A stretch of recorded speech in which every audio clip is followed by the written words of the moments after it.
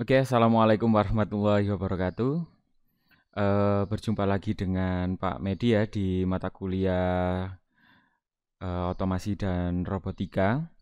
Nah, setelah minggu kemarin kita membahas definisi mengenai otomasi dan robotika. Nah, pada kesempatan kali ini kita akan membahas mengenai sistem kendali pada robot. Nah, sebelum menuju ke sistem kendali pada robot, lebih baik kita akan terlebih dahulu memahami apa sebenarnya yang dimaksud dengan sistem kendali.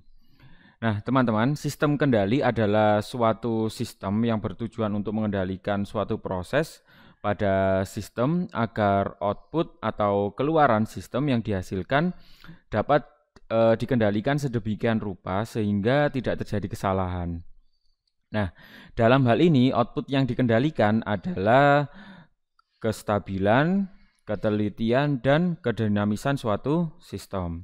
Jadi teman-teman mungkin sering sekali ya mendengar yang namanya sistem ya. Tapi sebenarnya teman-teman tahu nggak sistem itu apa? Nah, sistem itu sebenarnya adalah kesatuan yang terdiri atas 3 elemen. Yang pertama ada input, ada proses, dan ada output. Nah, sedangkan untuk sistem kendali ini elemennya ditambah teman-teman, bukan hanya 3 elemen, tetapi melainkan ada 4 elemen, yaitu ada input, kemudian ada controller, ada proses, dan ada output. Nah, input sendiri adalah suatu nilai yang diinginkan dari sebuah proses. Nah, sedangkan output sendiri adalah nilai sebenarnya dari hasil sebuah proses, gitu ya. Jadi seperti itu. Jadi teman-teman sudah tahu bedanya sistem dan sistem kendali. Nah, ini ada pemahaman dasar ya mengenai sistem kendali. Nah, yang pertama itu sistem kendali yang digunakan dalam sistem otomasi sangat mempengaruhi sistem keandalan dari sistem. Nah, apa namanya? Jadi bagaimana kita sebagai misalnya perancang sistem otomasi industri, kita bagaimana cara kita menentukan alur dari sebuah proses eh, dalam sebuah industri untuk dikendalikan seperti apa, komponen yang digunakan itu seperti apa, itu sangat mempengaruhi dari sebuah sistem kendali itu sendiri. Nah, kemudian yang berikutnya, komponen yang memiliki peran penting dalam sistem kendali adalah ini selain controller juga sensor dan aktuator. Nah, pemilihan sensor dan aktuator itu harus disesuaikan dengan plan yang sudah ditentukan. Jadi misalnya teman-teman membuat sebuah plan dari proyek A, maka teman-teman sudah harus menentukan maka sensor yang terbaik ketika proses misalnya pemanasan, suhunya berapa maksimalnya 130. Oh, kita bisa menggunakan misalnya LM35. Nah, kalau suhunya di atas misalnya sampai 500 dan 700, maka sensor yang kita gunakan bisa menggunakan termokopel. Nah, jangan sampai LM35 itu kita gunakan untuk ini ya, suhu yang lebih dari 130 derajat. Nah, nanti bisa-bisa bukan malah sensing atau ini ya, mengindra atau membaca temperatur, malah yang terjadi adalah LM35-nya meleleh gitu ya. Nah, kemudian yang berikutnya ada aktuator. Nah, aktuator misalnya teman-teman punya plan untuk mengangkat sebuah ini ya, crane yang beratnya misalnya 300 kilo. Nah, ketika kita menggunakan motor DC yang 12 volt ukuran kecil ya nggak mungkin. Nah, maka yang kita gunakan adalah motor induksi ya, motor induksi yang AC gitu ya. Nah, seperti itu. Kemudian jadi ketepatan dan kesesuaian dalam memilih sensor dan aktuator menentukan kinerja dari sistem kendali yang teman-teman nanti akan buat.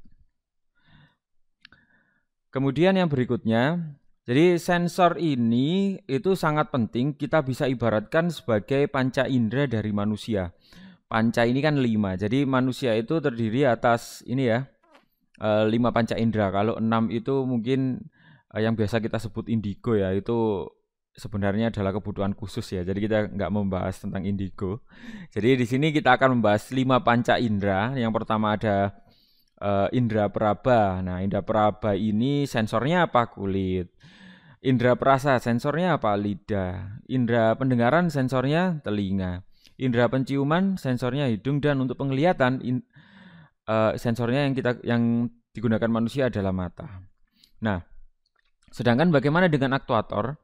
Aktuator sendiri adalah sebuah sistem penggerak. Nah, di sini kalau kita analogikan sebagai manusia, aktuatornya adalah tangan dan kaki. Oke, menurut jenisnya, sistem kendali ini terdiri atas dua jenis. Yang pertama adalah sistem kendali manual, ya. Kemudian yang kedua adalah sistem kendali otomatis. Nah, sistem kendali manual, toko sentralnya di sini adalah operator atau manusia, sedangkan kalau otomatis, toko sentralnya di sini adalah sebuah sensor, gitu ya. Nah, contoh kendali manual, misalnya di sini kita sedang mengoperasikan sistem steam ya. Jadi di sini ada sebuah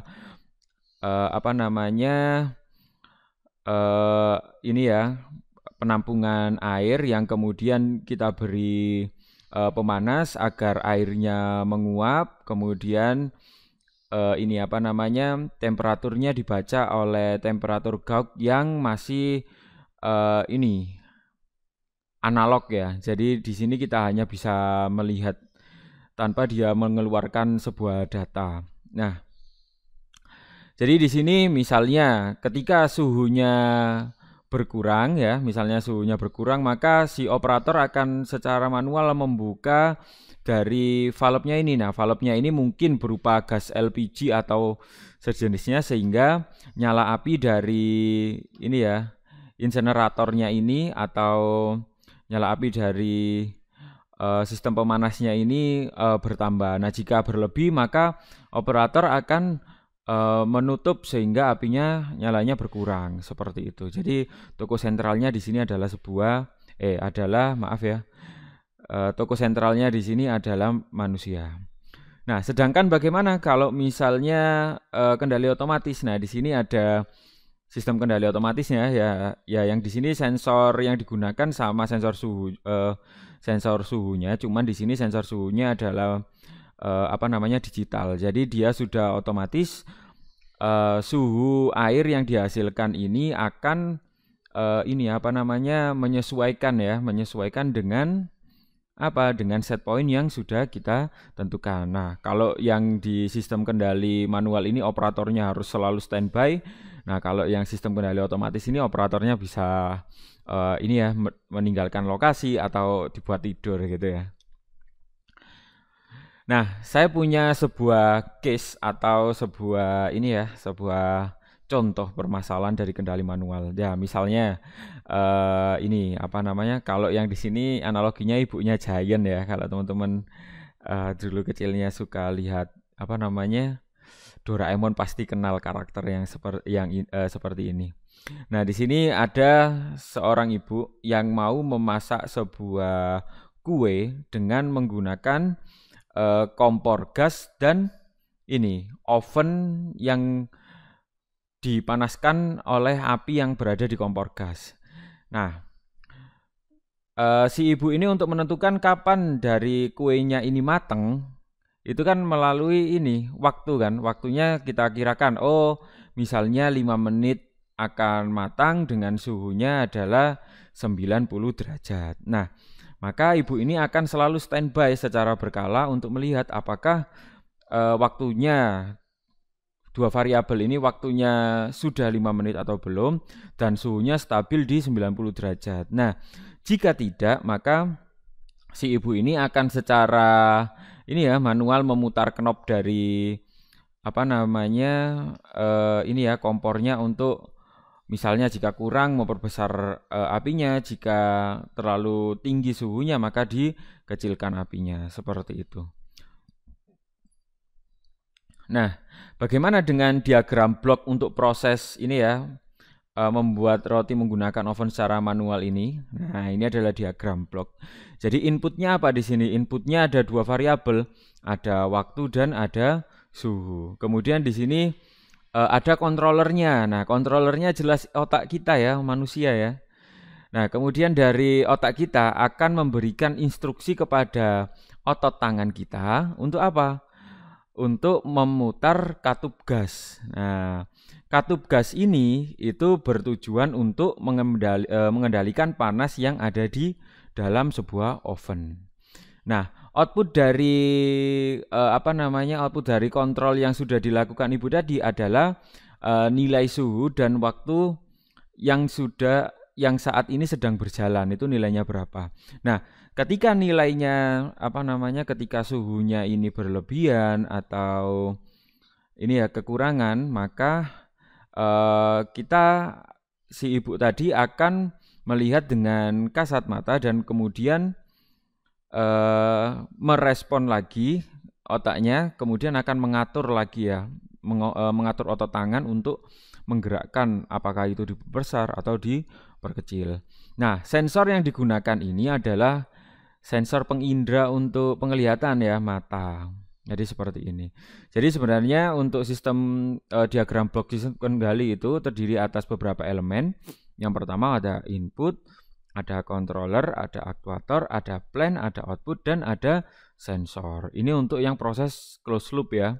Closed loopnya ini sensor yang digunakan adalah mata. Nah, untuk bagaimana untuk open loop ya, ini tidak ada ini teman-teman, tidak ada kontrol dari si ibu. Jadi ya tinggal kita set misalnya apinya sedang selama 5 menit. Nah, otomatis 5 menit itu nanti kita nggak tahu nih outputnya itu dia mateng ataukah dia ini hangus ya, nggak tahu. Jadi seperti itu. Nah, bagaimana dengan sistem kendali otomatis untuk yang oven otomatis atau microwave ya? Nah, kita tinggal setting di sini.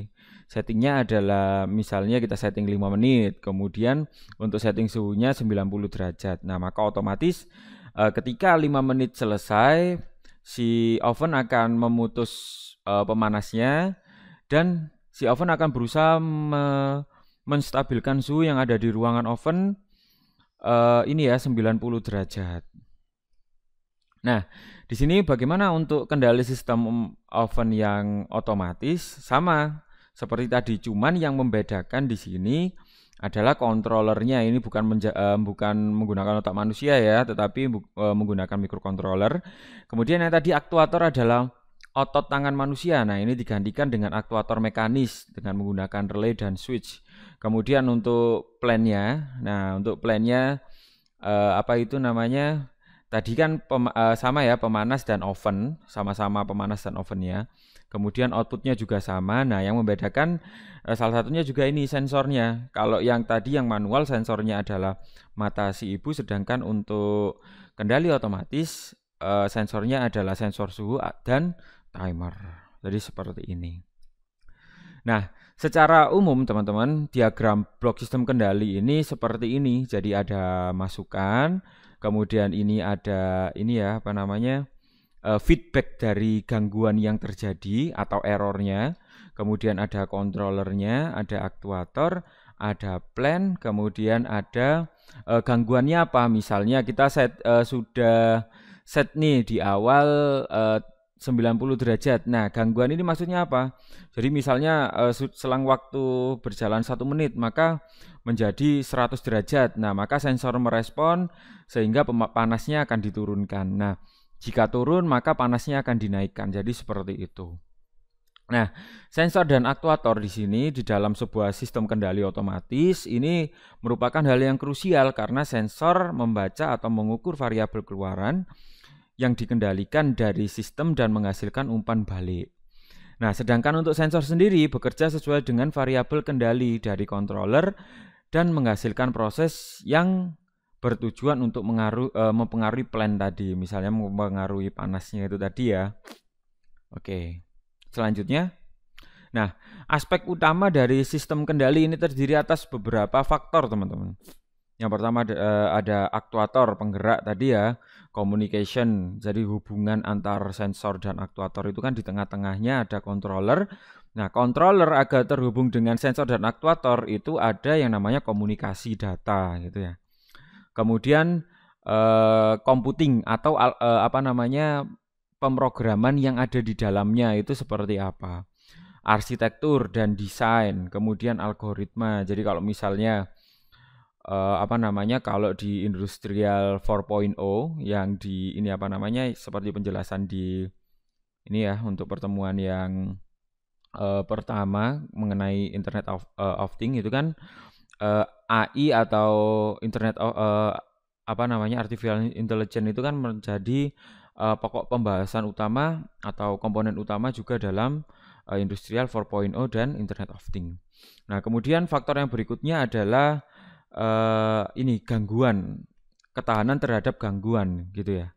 Kemudian homogeneity atau kelemahan dari sistem itu apa sendiri. Jadi sehingga kita ketika kita mengetahui kelemahan dari sistem itu, kita bisa ini mengestimasi maka apa yang harus saya lakukan seperti itu.